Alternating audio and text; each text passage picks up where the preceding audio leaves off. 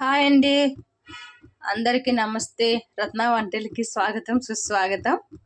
ఈరోజు నేనేం చేస్తున్నానంటే బీరకాయ రోటి పచ్చడి చేస్తున్నాను. దాని ప్రాసెస్ చూడండి. ఒక 2 వెల్లుల్లిపాయలు ఆయిల్ తీసుకున్నాను. ఆయిల్ మరుగుతుంది. 2 వెల్లుల్లిపాయలు పొట్ట తీసి పక్కన పెట్టుకున్నాను. వేగాలి కొంచెం.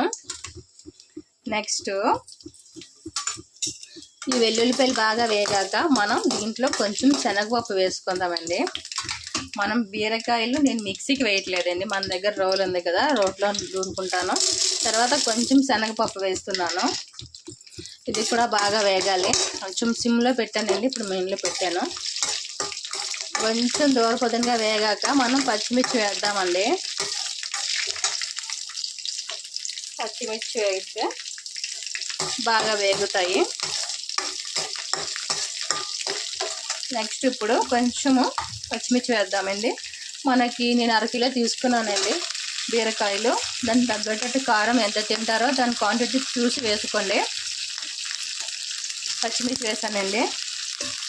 దగ్గరికి ఒక 10-15 ఉంటాయండి. ఎందుకంటే కొంచెం కారంగా ఉంటే బీరకాయ రోటి పచ్చడి అనేది చాలా బాగుంటుంది. ఎందుకంటే మనం తొక్క తీయలేదండి, నేను తొక్కతోనే కట్ చేసి పెట్టుకున్నాను, క్లీన్ చేసి పెట్టుకున్నాను.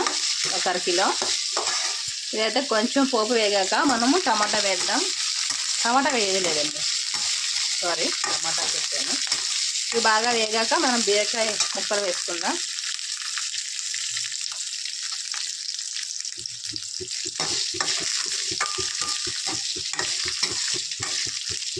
కొంచెం వేగాయి కాబట్టి మనం ఇప్పుడు ఇదిగోండి బీరకాయ ముక్కలు తొక్కతోనే పెట్టేసేసుకుంటున్నాను. నేను ఒక 1/2 కిలో తీసుకున్నాను. ఎంత బాగా వేగాలి.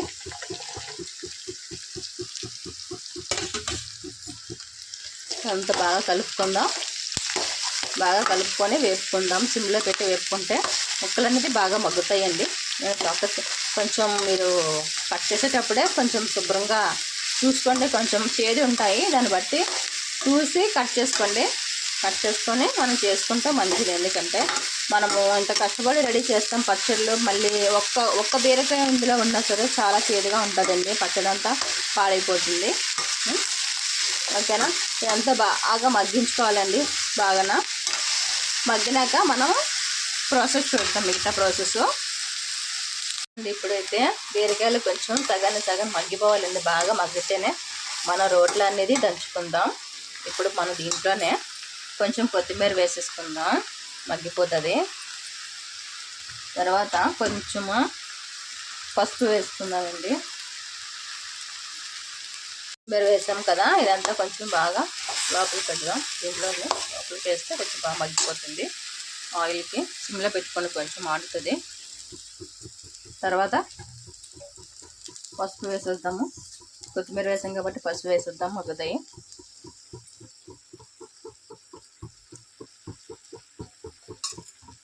పసుపు వేసానండి. తర్వాత కొంచెం ఉప్పు కళ్ళు వేస్తున్నాను. రోట్లో నూరుతాం కదా, బాగుంటుంది పచ్చడి అనేది. నెక్స్ట్ కొంచెం చింతపండే వేసేస్తున్నాను దీంట్లో. ఆయిల్లో మగ్గితే మనం రుబ్బేటప్పుడు బాగుంటుంది.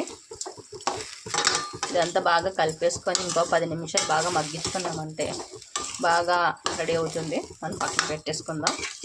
ఇంకా అయితే కొంచెం బాగా మగ్గాలి.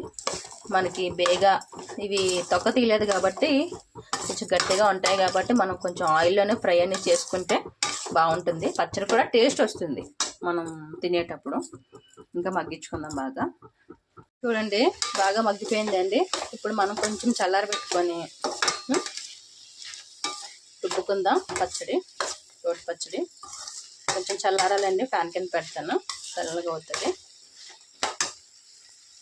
చూడండి ఇందులోకి కొన్ని నువ్వులు వేపుతున్నానండి సిమ్లో పెట్టి, తక్కువే కదని. మనం బీరకాయ పచ్చడిలో నువ్వులు వేస్తే చాలా బాగుంటుంది టేస్ట్. నువ్వులు కూడా మంచిదండి ఆరోగ్యానికి. ఇది మెయిన్లో పెడితే మాడిపోతాయి కదండి, కొంచెం సిమ్లో పెట్టి వేపుతున్నాను.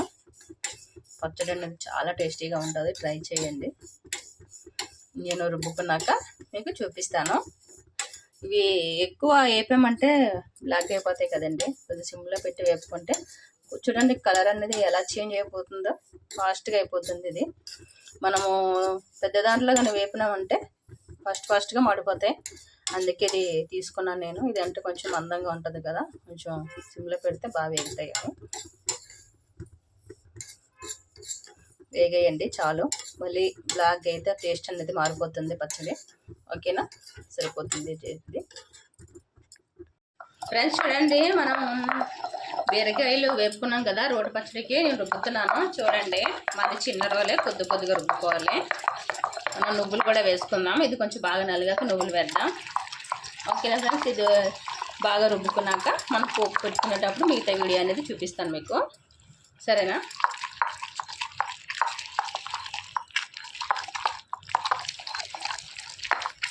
ఇది రోట్లో అనేది బాగుంటుంది. రోటి పచ్చడి చాలా టేస్టీగా ఉంటుంది. కొంచెం టైం పడుతుంది, మనం కొంచెం చూసుకొని రుబ్బుకోవాలి కొద్దిగా.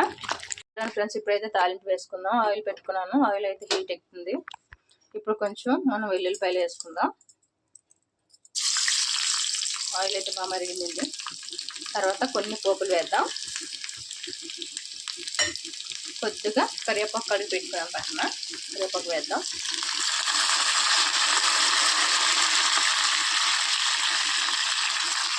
బాగా వేగాక మనం పచ్చడిలో వేసేసుకుందాం. తాలింపులో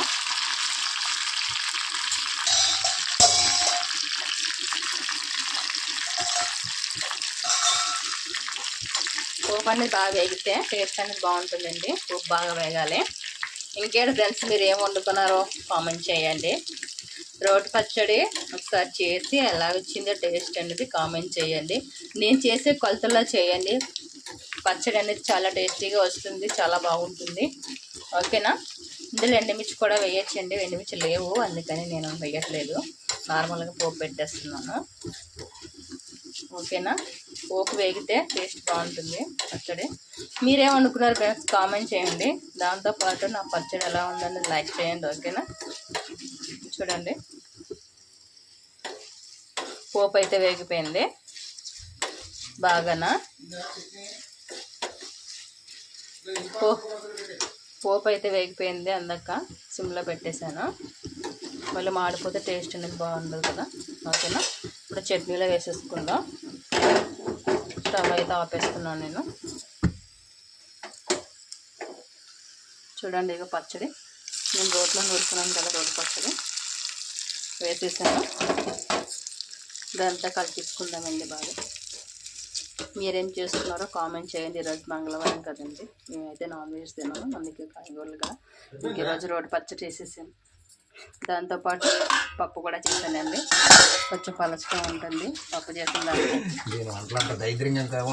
రైస్, పప్పు అండ్ పచ్చడి.